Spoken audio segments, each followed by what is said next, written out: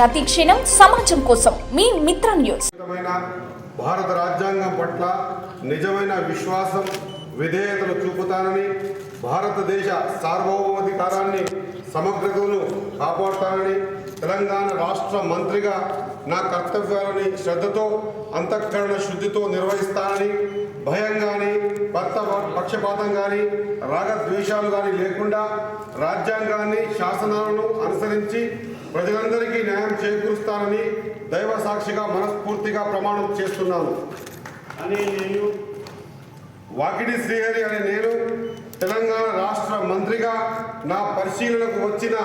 లేదా నాకు తెలియవచ్చిన ఏ విషయాన్ని నా కర్తవ్యాలను సక్రమంగా నిర్వహించేందుకు అవసరమైన మేరకు తప్ప ప్రత్యక్షంగా కానీ పరోక్షంగా కానీ